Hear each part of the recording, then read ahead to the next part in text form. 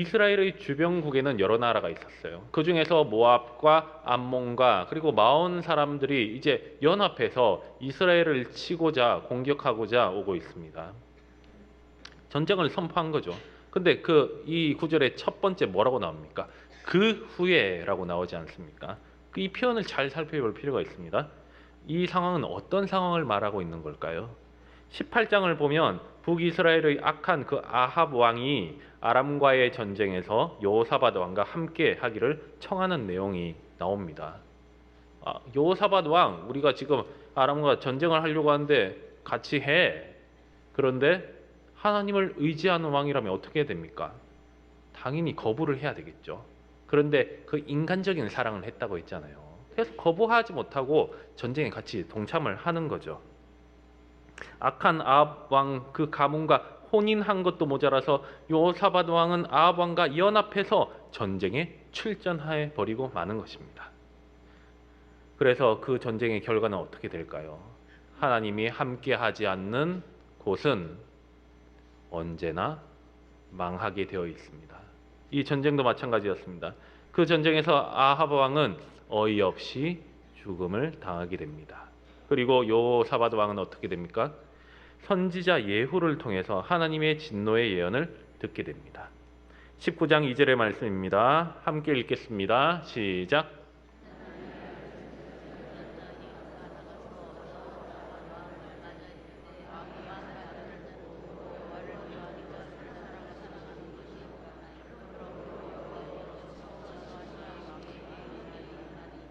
아멘. 여호와의 진노하심이 왕에게 내릴 것입니다. 처음 읽었던 그 본문 1절의 그 후라는 표현은 이 진노의 예언이 있은 그 후를 말하는 것이었습니다. 이제 모압과 암몬과 마온 사람들이 연합해서 유다를 침공해 오는 것을 들으면서 여호사밧 왕은 이것이 선지자 예후를 통해서 예고되었던 그 하나님의 징계임을 확신을 하게 되는 거죠. 만약에 이전에 여호사밧 왕이라면 어떻게 했겠습니까? 담대했겠죠. 당연히 누가 쳐들어오든지 간에 상관없이 담대했을 것입니다. 그 이유는 여호사밧 왕이 하나님을 경외함으로 말미암아서 하나님이 유다 사방의 모든 나라들을 이기게 하셨기 때문입니다. 그래서 모압과 암몬과 마온이 제 아무리 연합해서 쳐들어온다고 한들, 아니 그 이상의 나라들이 쳐들어온다고 한들 아무런 마음의 동요가 없었을 것입니다. 담대하게 하나님만을 의지하고 전쟁 준비를 철저히 하고 난 후에 전쟁터로 나갔을 것입니다. 또 남유다의 그 군사적으로 보더라도 그 규모는 어마어마했습니다. 앞에 17장을 보면 여호사밧 왕의 그 최전성기의 군대의 규모를 알 수가 있거든요. 남유다에는 무려 116만 명의 대군이라고 말할 수 있는 규모의 군사가 있었습니다. 요즘 다들 유튜브 많이 보시잖아요, 그죠? 그 유튜브를 막 열심히 이렇게 운영하는 사람들이 유튜브 구독자 숫자를 늘리려고 막 노력하잖아요. 그래가지고 1명, 2명, 1000명, 2000명 올라가서 나중에 100만 명을 딱 달성하는 순간 유튜브 회사에서 뭘 줍니까? 금배지를 주잖아요, 그죠? 금으로 된 이만한 걸 주거든요. 그만큼 100만 명이라는 그 숫자는 어마어마한 숫자라는 거고 그 구독자 수를 달성하기가 쉽지 않다는 거죠. 그런데 이 당시 시대에 그 인구 밀도가 높지 않은 이 시대에 남유다에는 무려 116만 명의 대군의 숫자가 있었다는 것입니다. 그 얼마나 어마어마한 숫자입니까? 그래서 당연히 인간적으로 볼 때는 두려울 것이 없었겠죠. 하지만 오늘 본문에서 여호사밧 왕은 어떤 반응을 보이게 됩니까? 3절의 말씀을 함께 읽겠습니다. 시작. 두려워하여 여호와께로 낯을 향하여 간구하고 온 유다 백성에게 금식하라 공포하매. 여호사밧이 두려워하여. 여호사밧 왕은 이제 두려워하고 있는 것입니다. 두려워하고 금식을 선포하고 온 백성과 함께 기도하기 시작하는 것입니다. 여호사밧 왕이 이 전쟁이 하나님의 징계로부터 온 것임을 알았기 때문에 남유다의 어마어마한 군사력으로 제 아무리 싸운다고 한들 이 전쟁은 결코 이길 수 없는 전쟁이라는 것을 깨달았기 때문입니다. 혹시 고양이 앞에 서 있는 쥐를 본 적이 있습니까? 인터넷 동영상을 보면, 유튜브 같은 데를 보면 궁지에 쥐가 몰려 있습니다. 고양이가 그 사방을 이렇게 옥죄어 오면 그 쥐는 전혀 움직이지도 못합니다. 만약에 그 공간이 있다면 이쪽으로도 도망가고 저쪽으로도 도망가고 마음대로 도망가겠죠. 하지만 도간에 든 쥐, 그 순간이 만들어지면 쥐는 더 이상 달아날 곳이 없다는 걸 깨닫게 되기 때문에 전혀 움직일 수가 없고 찍 소리도 하지 못하게 되는 것입니다. 한마디로 얼어버리는 거죠. 그런데 요사밧 왕은 이제 도간에 든 쥐의 상황과 같이 찍 소리도 지르지 못하는 더 큰 두려움 가운데 놓이게 되었습니다. 요사밧 왕의 모습을 통해서 주님은 말씀하십니다. 어떠한 존재보다 위대하신 우리 하나님 앞에 서는 순간 도망칠 수 있는 곳은 아무것도 없다. 아무데도 없다. 이 사실을 반드시 기억하시길 바랍니다. 하나님을 알지 못하는 사람이라면 세상을 따라가 자기 마음대로 살아갈 것입니다. 물론 그 후에 하나님의 심판은 분명히 있습니다. 하지만 하나님의 자녀로 택하심을 받은 우리 그리스도인들이라면 하나님의 말씀대로 살아야 합니다. 만약에 하나님의 말씀대로 살지 않는다면 하나님께서는 반드시 징계하신다는 것을 기억하시길 바랍니다. 그렇다면 하나님의 징계를 피하는 길이 있습니까? 예, 물론 있습니다. 첫 번째로는 당연한 말이겠지만 징계당할 일을 하지 않아야 한다는 것입니다. 하지만 안타깝게도 인간은 어떤 존재입니까? 연약한 존재죠. 실수를 하는 존재입니다. 나약하고 어리석어서 실수하는 존재이고 죄를 짓는 존재가 바로 인간입니다. 그렇다면 두 번째로는 징계는 하나님께서 하시는 일이기 때문에 그 일을 해결할 수 있는 것도 하나님밖에 없다는 사실을 먼저 인정하며 가야 된다는 것입니다. 그래서 잘못을 깨닫는 즉시 하나님 앞에 자신을 겸손하게 낮추고 바짝 엎드려야 하는 것입니다. 나단 선지자가 다윗 왕의 그 죄를 들추고 깨닫게 했을 때 다윗은 어떻게 했습니까? 동일하게 바짝 엎드리지 않았습니까? 사무엘하 12장 16절의 말씀입니다. 다윗이 그 아이를 위하여 하나님께 간구하되 다윗이 금식하고 안에 들어가서 밤새도록 땅에 엎드렸으니, 요사밧 또한 하나님 앞에 바짝 엎드리는 것이 모압, 암몬, 마온 그 연합군에게 승리할 수 있는 길임을 당연히 알고 있었던 것입니다. 요사밧 왕이 비록 하나님의 징계를 받을 짓을 하기는 했지만 자신의 잘못을 깨닫고 난 후에 그 즉시 돌이키는 그런 신앙을 가지고 있었습니다. 이런 요사밧 왕의 순수한 신앙의 조치가 있었기 때문에 요사밧을 선왕이라고 부를 수 있게 된 것입니다. 만약에 자신의 잘못을 깨닫지 못해서 하나님 앞에 엎드리지 않고 자신의 어마어마한 그 군사력만 의지한 채 인간적인 방법으로 모압, 암몬 그 마온 연합군과 전투를 했다면 결과는 어떠했겠습니까? 당연히 패했겠죠. 그 자리가 자신의 마지막 자리가 됐을 것이고 남유다라는 그 나라도 지도상에서 영원히 사라졌을 것입니다. 우리의 마음 가운데는 어떤 두려움이 있습니까? 눈앞에 보이는 이 세상이 두렵습니까? 아니면 하나님의 음성이 두렵습니까? 당장 눈앞에 닥친 어려움으로 말미암아 하나님의 음성을 외면하는 분들도 있을 것입니다. 하지만 하나님은 이 세상 만물을 창조하시고 주관하시는 분이시기에 어느 누구보다도 두려우신 존재라는 것을 꼭 기억하시길 바랍니다. 하나님을 두려워하고 공경하는 것은 곧 하나님을 경외하는 것입니다. 하나님을 경외함으로 말미암아 세상을 바라보지 않고 오직 주만 바라보시는 저와 여러분이 되시기를 주님의 이름으로 축복합니다. 그렇게 할 때 징계는 구원으로 바뀌고 하나님의 진노는 긍휼로 바뀌어질 줄 믿습니다. 그런 의미에서 우리 주위 분들과 함께 인사하겠습니다. 오직 주만 바라봅시다. 오직 주만 바라보시기 바랍니다. 3절에서는 여호사밧 왕이 온 유다 백성들에게 금식을 선포합니다. 그리고 여호와의 전 셋들 앞으로 나아갑니다. 그곳에 모든 유다 백성들은 하나님께 간구하며 기도하기 위해 모여 있습니다. 이제 우리는 본문에 나오는 그 여호사밧의 왕의 모습을 살펴볼 필요가 있습니다. 그 모습을 통해서 어떻게 하나님 앞에 간절히 기도하며 나아가야 할지를 살펴보기를 원합니다. 첫 번째로 여호사밧은 금식을 선포하고 합심 기도를 했습니다.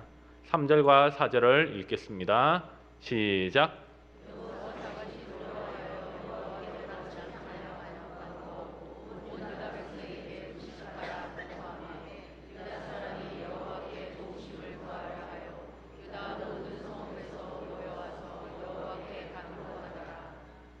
금식하라, 간구하더라. 여호사밧은 하나님의 전 성전 앞에서 기도하기를 시작하는데 홀로 기도하는 것이 아니었습니다. 그곳에는 유다의 모든 백성들이 모여 있었습니다. 함께 합심해서 기도를 하는 것입니다.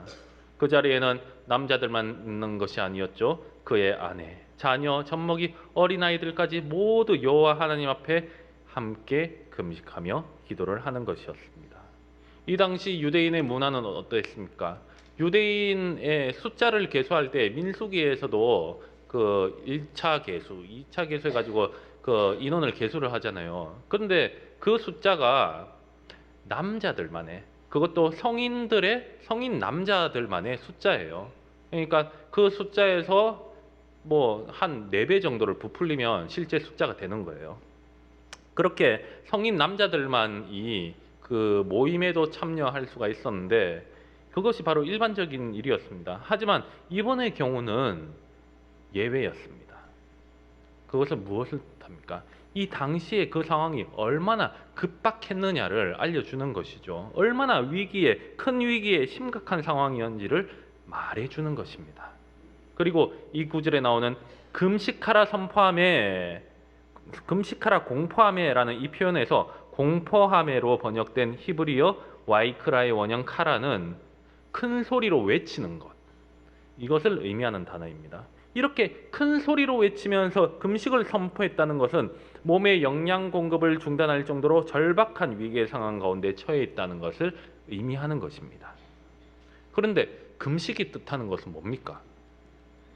생명 유지에 있어서 가장 필수적인 요건이고 사람의 가장 기본적인 본능인 음식 섭취를 거부하는 것은 인간적인 수단을 완전히 포기한다, 완전히 내려놓는다, 그러한 의미인 것입니다. 이것은 다른 말로 무엇입니까? 오직 주만 하실 수 있습니다 하고 하나님께만 절대적으로 도움을 구한다는 신앙적인 행위인 것입니다. 이렇게 백성들 앞에서 금식을 선포하고 합심하여 기도할 수 있었던 것은 여호사밧이 겸손하게 하나님 앞에 나아갔기에 가능한 일이었던 것입니다. 자신의 체면과 그 왕으로서의 권위보다 하나님을 먼저 앞세웠기 때문에 가능한 것이었죠. 이것은 자신은 하나님 아니면 아무것도 할 수 없다는 것을 유다의 온 백성에게 나타내는 일이었습니다. 이렇게 모든 백성들과 금식하고 합심해서 간절히 하는 기도는 하나님의 마음을 움직이게 됩니다. 그래서 이 기도는 어떤 기도입니까? 자신의 연약함을 다 드러내는 기도입니다. 우리에게도 각자의 연약함이 있지 않습니까? 사람이기 때문에 누구나 연약함이 있을 수밖에 없습니다. 아닌데요, 저는 뭐 모자란 것도 없고 약한 것도 없고 남에게 밉보일 것도 없어요. 저는 얼마나 잘났는데요 하는 그 사람은 그 연약함을 숨기고 있는 것입니다. 사람마다 연약함을 대하는 방법은 다 여러 가지입니다. 어떤 이는 세상의 방법으로 자신을 더 단련함으로써 그 연약함을 극복하려고 합니다. 하지만 반대로 어떤 이는 그 연약함이 컴플렉스가 되어서 누구에게도 드러나지 않도록 꽁꽁 숨기기도 합니다. 그러나 안타깝게도 이러한 방법으로는 연약함의 근본적인 문제를 절대로 해결할 수가 없는 것입니다. 그렇다면 우리는 어떤 자세로 나아가야 합니까? 하나님은 연약함을 강함으로 만드시는 분인 줄 믿습니다. 그래서 하나님 앞에 우리의 모든 연약함을 그대로 드러내시기 바랍니다. 그럴 때 하나님께서 나의 연약함을 강함으로 만드셔서 그 연약함이 더 이상 컴플렉스가 되지 않도록 만들어 주실 것입니다. 약할 때 강함 되시네, 나의 보배가 되시는 주 나의 모든 것. 주 안에 있는 보물을 나는 포기할 수 없네, 주 나의 모든 것. 그렇습니다. 약할 때 강함 되시는 주님이십니다. 하나님께 바짝 엎드리는 기도, 합심하는 기도를 통해서 하나님께서 저와 우리 모두를 강하게 하시기를 진심으로 축복합니다. 이틀 전에 상반기 금요 회복 예배가 시작이 되었습니다. 우리 내면의 연약함을 이제 더 이상 내버려 두지 마시기 바랍니다. 내면의 회복에 있는 자리로 나오시기 바랍니다. 약할 때 강함이 되는 자리로 나오시기 바랍니다. 금요 회복 예배가 그런 자리가 될 것입니다. 기도하는 몇몇의 자리가 되지 않기를 원합니다. 합심해서 뜨겁게 기도하는 은혜의 자리가 다 되시기를 주님의 이름으로 축복합니다. 두 번째로 여호사밧은 하나님의 말씀을 되새기면서 그 말씀을 붙들고 기도합니다. 하나님께서 하신 말씀은 변치 않는 신실하신 약속인 줄 믿습니다. 여호사밧은 그 옛날 선조들을 통해서 이스라엘 백성들에게 하신 언약의 말씀을 붙들고 기도를 했습니다. 8절과 9절의 말씀을 함께 읽겠습니다. 시작.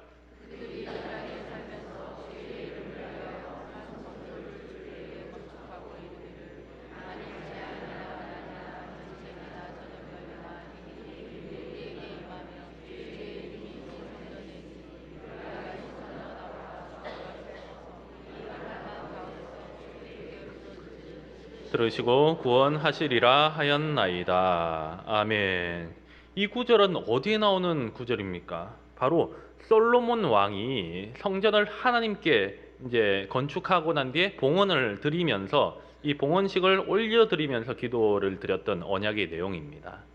여호사밧은 하나님의 성전에서 기도하면서 하나님이 그 백성을 재앙이나 난리나 견책이나 전염병이나 기근에서 구원해 주시겠다는 그 약속을 붙들었던 것입니다. 이 약속을 붙들고 기도할 때에 하나님께서 들으실 것을 확신했던 것입니다.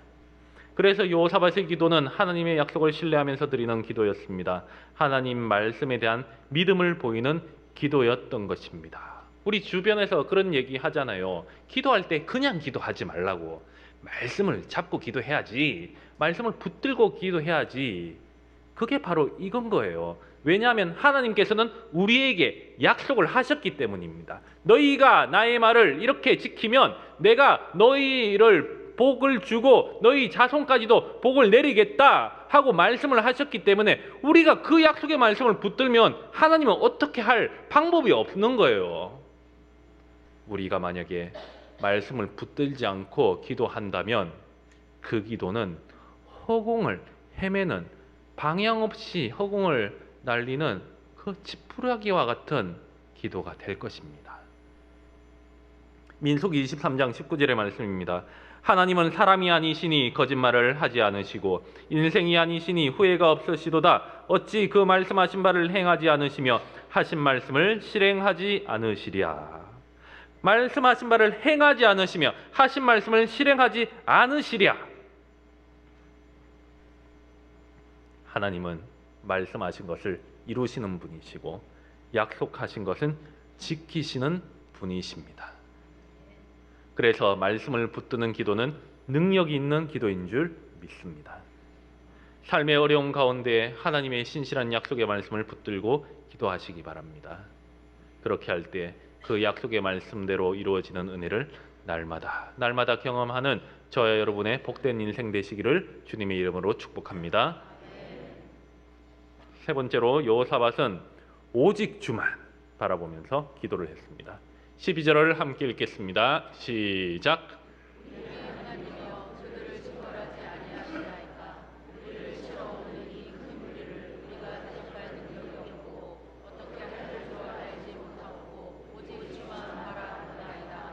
아멘. 오직 주만 바라보나이다. 여호사밧은 자신의 모든 것을 내려놓았습니다. 그리고 겸손하게 하나님 앞에 나아갔기 때문에 이러한 고백을 할 수가 있는 것입니다. 우리는 대적할 능력이 없습니다. 오직 주만 바라보겠습니다. 기도의 응답은 그 기도를 드리는 사람의 능력에 달려있지가 않습니다. 오직 하나님의 도우심과 하나님의 긍휼에 달려있다는 것을 믿으시길 바랍니다. 그렇기에 여호사밧은 자신을 완전히 죽이고 오직 하나님만 높임으로 오직 주만 바라보는 기도를 했던 것입니다. 여호사밧의 기도는, 여호사밧의 믿음은 이런 믿음이었습니다.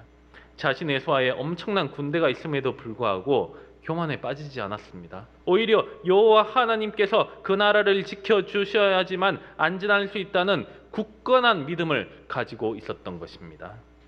그러한 신앙이었기에 그 삶의 엄청난 큰 실수 가운데에서도 다시 한번 하나님을 붙들고 돌아올 수가 있었고 남유다의 3대 선왕으로 인정받을 수가 있게 된 것입니다. 우리 역시 이렇게 겸손하게 기도하기를 원합니다. 여호사밧의 기도와 같이 합심하여 기도하고 하나님의 약속의 말씀을 붙들고 기도하고 오직 주만 바라보며 기도할 때에 하나님께서 우리에게 주시는 놀라운 은혜를 경험하실 줄 믿습니다. 오늘은 사순절 첫 번째 주일입니다. 지난 수요일 제 수요일을 시작으로 사순절 기간이 시작되었습니다. 사순절은 예수 그리스도의 고난과 부활을 기억하고 묵상하면서 40일의 기간 동안 경건하게 자신과 주위를 돌아보는 시간입니다. 어떤 이는 40일의 기간 동안 육신의 금식을 합니다. 그리고 미디어 금식을 하기도 합니다. 또 어떤 이는 세상에 무분별하게 빼앗긴 시간들을 절제하는 시간을 가짐으로써 세상을 향해 있던 그 시선을 주님께로 맞추기도 합니다. 그러나 무엇보다 우리가 기억해야 될 것은 이러한 우리의 몸짓들이 나를 드러내는 몸짓이 되어서는 절대로 안 된다는 것입니다. 오직 주만 드러내는 몸짓이 되어야 됩니다. 오직 주만 높이는 몸짓이 되어야 합니다. 오직 주만 의지하는 몸짓이 되어야 하는 것입니다. 제가 오직 하면 여러분들이 주만 하시기 바랍니다. 오직 주만, 오직 주만, 오직 주만. 그렇습니다. 오직 주만 바라보시기 바랍니다. 사순절 기간을 오직 주만 묵상하며 지낼 때에 세상과 나는 간 곳 없고 구속한 주만 보이는 복되고 은혜로운 시간이 다 되시기를 주님의 이름으로 축복합니다.